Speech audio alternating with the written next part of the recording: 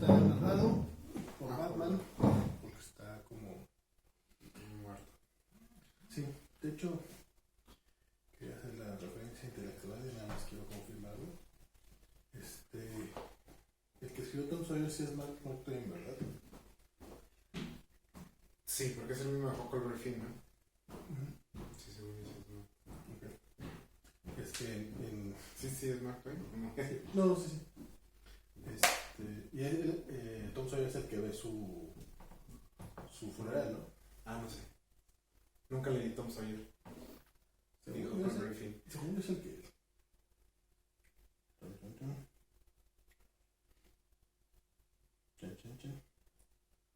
Funeral. Sí, Tom Sawyer's Funeral, sí, creo que sí es muy...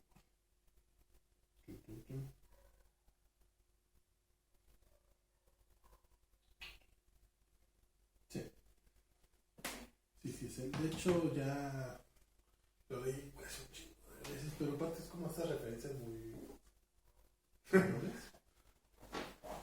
Y en el capítulo de Joker, los 8 páginas después, también hacen una mención a Mark Twain. Ya no es como detalle. Sí, okay. Entonces, pero sí, todo esto está narrado por Batman, quien está como en modo fantasma viendo su propio funeral y como bien sacado de onda también por lo que está pasando y está como haciéndose las mismas preguntas que nosotros de que esto no tiene sentido, yo así no me morí, esto no encaja con lo que dijo el anterior.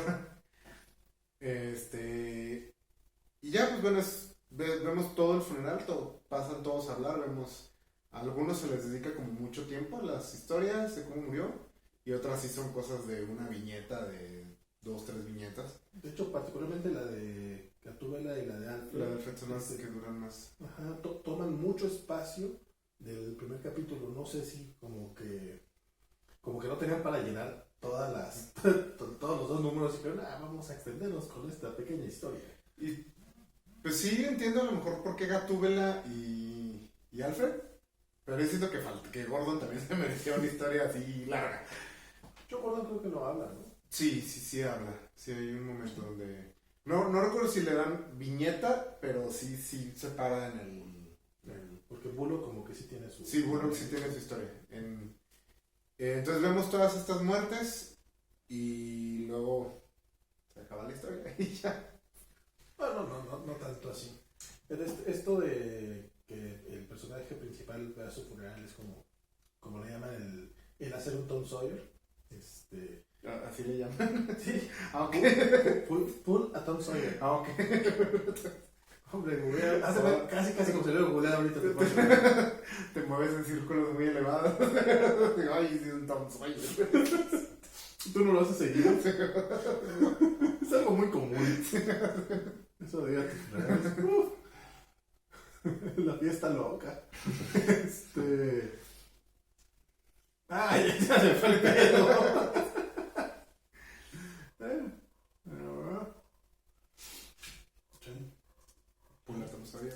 Sí. Aparte de querer hacer la mención mamona, que era donde quería llegar.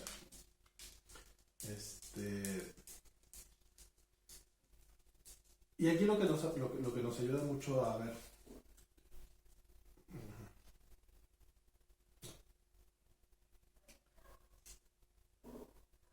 Pero la diferencia aquí, con otros ejemplos de estas temáticas, que puedes ver cómo puedes ver lo que representaba Batman para cada uno de estos personajes. Creo que uno de los momentos más tiernos podría ser es cuando muere por rescatar a Clayface. Que le dice que Clayface básicamente dice, pues yo no valgo la pena, que todos valen la pena. Me gusta cómo, a pesar de que son distintas versiones de Batman, Neil Gaiman mantiene la esencia del personaje. De hecho, básicamente es eso, es explicarte cuál es Batman en su estado más puro. Y Gaiman, como lo explican en el prólogo del tomo, él básicamente ama a Batman. O sea, él dice que es su superhéroe favorito, te explica cuándo lo conoció y lo que significa para él, cómo fue madurando el personaje, como él siente que él fue madurando, que lo conoció conoció de niño con el Batman 66 y luego cómo creció con Neil Adams, cómo creció con Frank Miller a los 25 años. Y a pesar de todas estas distintas versiones de Batman, unas más infantiles que otras, básicamente te sigue presentando al héroe. Te sigue presentando al héroe que al final él a la síntesis que llega es que es el héroe que nunca se rinde, que no importa lo que pase, él va a estar ahí, y que también queda muy claro que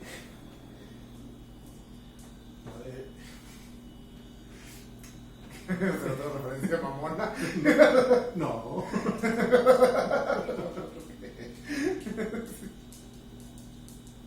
No. Es momento de hablar de Lynch.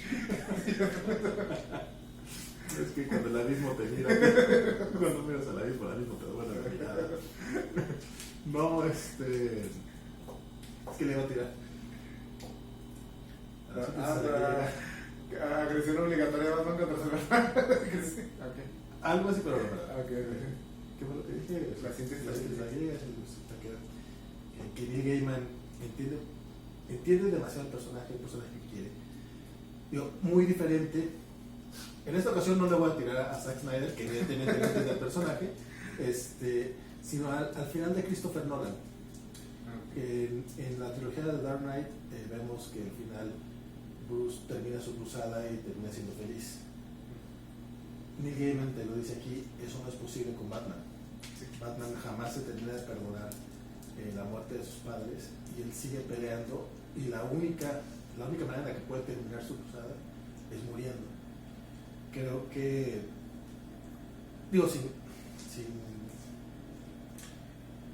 como ya dije, a lo mejor no es la historia que yo quería o la que yo esperaba. Sin embargo, y también como lo dice Neil Gaiman en su juego, ¿no? Esta es la historia mía y se calla, ¿no? O sea, ustedes tengan ustedes quieren lo que quieran, es la mía y... Sí, al final sí es como una carta de amor a Batman, o sea, es lo que es. Como dices, Neil Gaiman, sobre todo Batman es curioso en el panteón de los superhéroes porque es uno de los pocos superhéroes a los que se le ha permitido cambiar como mucho. O sea, hay versiones que están en los extremos opuestos, así del rango de oscuridad. Y es muy raro que a ningún otro superhéroe que yo recuerde se le permite hacer eso. Y no solo a lo mejor decimos, el Batman del 66, no, pues la serie esta de Brave and the Bold tiene, ¿qué? 8 años que salió. Y es completamente absurda esa serie. Es hermosa. Entonces, Neil Gaiman buscó cuál es el hilo que une a todas estas versiones. O sea, qué es lo que lo mantiene relevante a pesar de que de pronto traiga repelente de tiburones en su cinturón y de pronto sea figura oscura nihilista que se para bajo la lluvia, así sobre una gárgola. Y digo, bueno, ¿qué los conecta? ¿Por qué es que sigue resonando 80 años después esto? Y como dices, llega esa tesis, no es una tesis novedosa, pero por algo funciona y por algo tantos escritores han llegado a la misma conclusión. Que es Batman nunca se rinde. O sea, es un humano, pero va a luchar siempre hasta el final, como dices. A mí me gustó mucho también el detalle que manejan de que algunas de sus muertes son como más memorables, más importantes, y algunas muertes son como increíblemente mundanas. Russell Gould. Que está bien molesto Russell Gould porque Batman se muere porque le pica un escorpión en el desierto. ¿Cómo? Sí, que ya estaba listo todo el ejército y estaban esperando para el duelo. Sí, no se pierde la ironía de que te moriste solamente por el piquete de un escorpión. Sí, que también Batman, qué pedo. No tenías un repelente para escorpiones. Sí, básicamente, bueno, pero me gusta mucho la muerte cuando muere con Bullock, que se muere rescatando a una niña de una inundación, que sí es como, pues sí, una muerte así, no esperaría que muriera así. Creo que él sí hace el comentario, creo que Bullock hace el comentario específico de que no murió deteniendo una bomba nuclear, sino solo salvando a una niña. Y lo inspirador que resulta la figura de Batman para los personajes de apoyo, porque es lo que dice, que la gente le preguntaba cómo pudo aguantar el torrente del río con la niña, que si él pudo aguantar, yo también puedo aguantar. Sí. Sí. Sí, se me olvida esa frase, pero sí está muy... Es que las historias están llenas de drama y de sentimientos muy reales, muy aunque sean en estos mundos fantasiosos. De hecho, están más fantasiosos todavía de lo que puede ser el cómic. La del Guasón, cuando, que le inyecta con una jeringota de la risa y que dice, ¿por qué no te ríes? ¿Por qué no te ríes? Y que le dice, porque no es gracioso. Y luego se muere, y luego se murió y no fue gracioso. Se dice, o sea, estuvo como extremadamente triste, o sea, como cierta melancolía que si no fue gracioso que se muriera, como que no era lo que esperaba.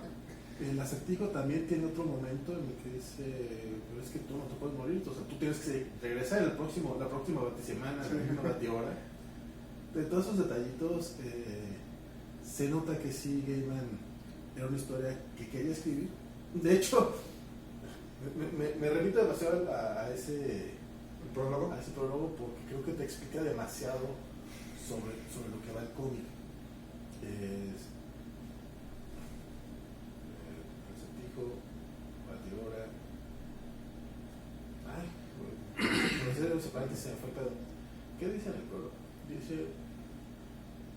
lo del cómo lo conoció, sí. Te explica mucho el prólogo. El momento en el que le toca, le pide Dan Didio a Gaiman escribir esta historia, es un momento en el que Neil ya estaba alejado de los cómics. Él ya lo dice textual. Ya no me interesa escribir cómics que no sean míos. De hecho, dice, no me interesa escribir cómics y especialmente no me interesa escribir cómics que no sean míos. Sí. Pero Batman es su personaje favorito y le dijeron, vas a hacer esto. Aparte creo que queda ahí entredicho que le debe $900 a veces. Sí. Entonces, bueno, igual también eso te va a Eso es muy gracioso también. Eso me hablas por los 900. Lo sabía que los debía. Seguro que Dandy, chingado, desde que ya se los había olvidado.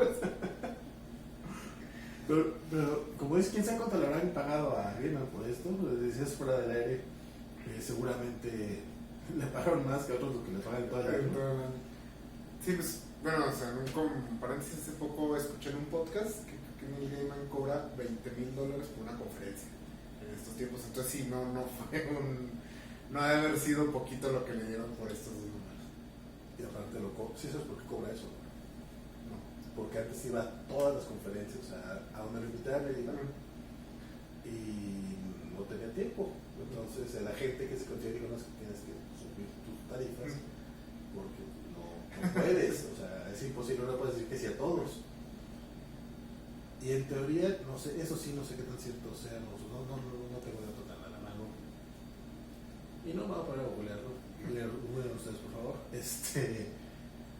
Incluso la mayor parte de lo que cobra por conferencias, él lo suele donar. El precio es porque no puede decir que sea todos. Una cosa así. Porque Gaiman está toda madre. Eso es bien chido. No, también a lo mejor es una de esas historias que nos quedamos con porque nos gusta que los creadores sean aparte bien buenas personas. Es como Guillermo del Toro. Es un tipazo. Gente que quieres amar, claro que sí. No hemos comentado absolutamente nada del artista. Que de hecho, por ahí va lo del tema de cuánto le habrán pagado a Gaiman. Porque aunque sí, Alex Sinclair es como uno de los coloristas más popularcillos, tampoco es como, no es Dave Stewart. Andy Kubert, aunque pues es también de los más populares, no es Jim Lee. Este cómic con Jim Lee. No, o Dave McKean. No sé, es que me quedé pensando qué dibujante A-list hubiera quedado bien con este cómic, no sé. Pero de hecho, Andy Kubert también es una elección extraña. Sí, también me pareció muy rara. Y aún así se nota que quisieron ponerle como que lo segundo mejor que pudieron, lo segundo mejor que tuvieron con presupuesto. Y aún así, aunque es rara la elección de Kubert, creo que hace un trabajo bastante competente. Parte de lo que intentaba Gaiman en el cómic era homenajear a todos los autores, a todos los artistas que vinieron antes que ellos. Bueno, yo nomás tuve los números, ¿no? O sea, sí, porque de hecho cambia su estilo como para evocar la época que la historia está mencionando. Sí, no, vemos claramente varios Jokers como los de Dick Sprang o como los de Ryan Bolland. Vemos Batman de Kelly Jones, de OK Whitfinger, nunca sabemos cuál fue cuál. Y de hecho, yo sí me quedé preguntando cuando veía las viñetas. No sé si intentaron hacer de repente algún Batman de Jim Lee. Lo que pasa es que los de Jim Lee son tan genéricos que no tienen un espíritu como muchos otros artistas son muy, muy identificables. Sí, no, Jim Lee, porque es un Batman y Jim Lee es un Batman de Mark Silvestri, es un Batman de David Fincher. También cuando yo nunca había leído el cómic, ahora cuando lo empecé a leer, se me hizo hasta raro que escogieran a Andy Kubert para esa dinámica. Me parece muy, como profesional de su parte, que sí hizo el esfuerzo, a pesar de que es un dibujante que nunca se ha conocido, por eso tiene un estilo muy identificable. Sí, es de esos que lo ves y dices... Es otro clon de Jim Lee. Sí. De hecho, creo, no me acuerdo, pero según yo no está la viñeta de Andy Kubert, la toma desde abajo, esa que le sale muy fea, que tienen todos sus cómics. Ah, no, esos son los de Alan. Pues son los de Andy. Bueno, pero si no viene esa viñeta no viene. Son los de Andy. Sí, no viene. Yo, por ejemplo, hubiera pensado buscar a J.H. Williams III. Es como que famoso por hacer eso. O Chris Sprouse, o sea, que ya han hecho esto antes en otros cómics. Se han hecho famosos por ese cambiar de estilo. Pero Andy Kubert creo que hace un muy buen trabajo.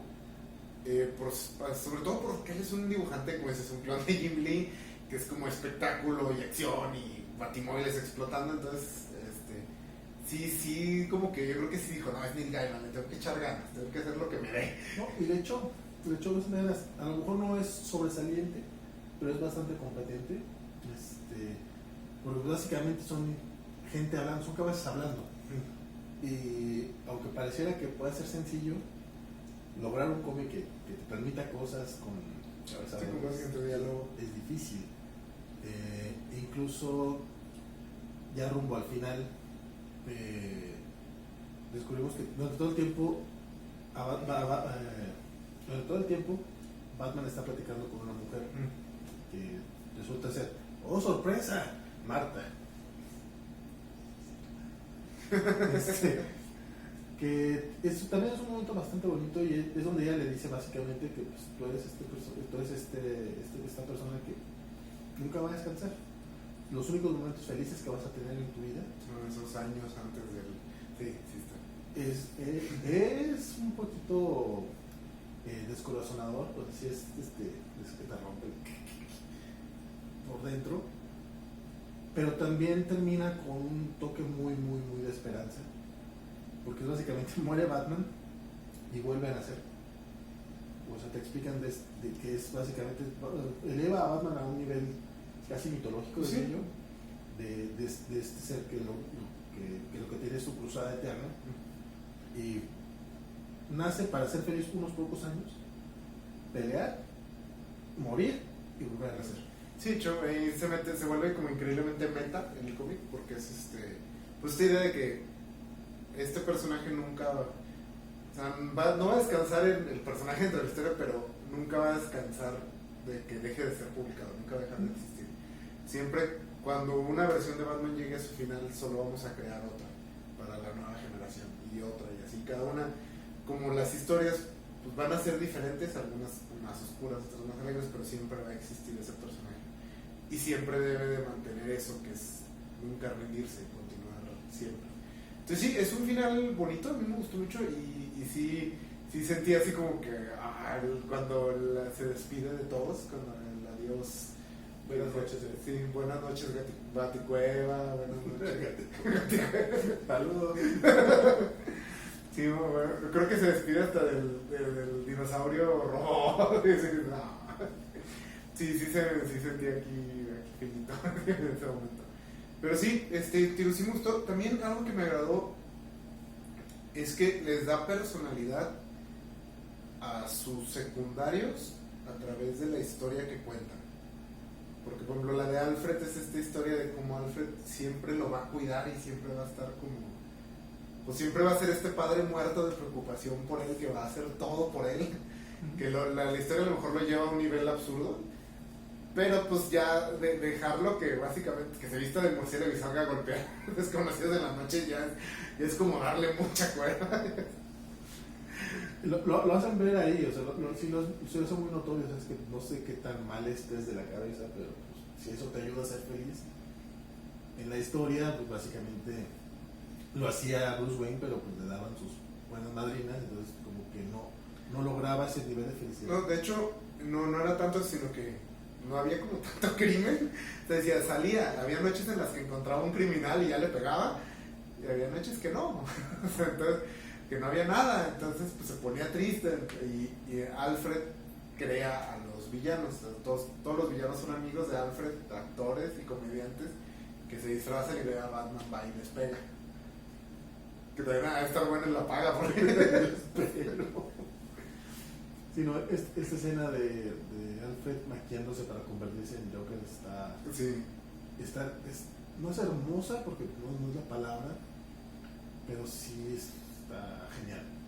Sí, de hecho, también tiene mucho que ver el arte de Joker. Una de las mejores secuencias de Nick Cooper en este cómic, sí, cómo va cambiándose poco a poco y cómo hace que sí creas en ese momento que Alfred es el Batman, a pesar de que realmente ves la primera y la última imagen y pues no se parecen, pero como lo va cambiando poco a poco, sí, del momento te la crees. Oye, hay una cosa que según yo sucede en el cómic, pero no estoy totalmente seguro. Sí, el cuerpo de Batman cambia continuamente a lo largo de las viñetas. Son los distintos estilos de los dibujantes. Según yo, los demás personajes no, aunque aparecen dos Selina Kyle. Sale la Selina que llega, la primera que es joven, y la que cuenta la historia es una Selina más vieja. Sí. Fuera de esos dos personajes, según yo, el Joker es el único otro personaje que también cambia. Porque hay unos, pero es que también son estas escenas que no es el principal. Sí, son viñetas chiquitas, ¿no? Pero se ve como el de la serie animada. Hay un par de viñetitas donde yo digo, se parece más al de... No, y hay un momento donde Batman menciona, ¿no? Menciona que hay unos personajes que están repetidos. Ah, pues de hecho cuando sucede lo de Alfred, decimos que Alfred no puede ser el Joker. Ah, sí, porque estoy viendo al Joker ahí sentado. Sí. Pero también el mismo Joker el que cuenta la historia se ve un poco distinto al Joker que llega al principio. Sí. Me da mucha risa cuando estás leyendo la historia de la Selina Kyle vieja y que sale su enfrentamiento con Batman donde trae vestido y cabeza de gato, como una máscara de gato. Y dije,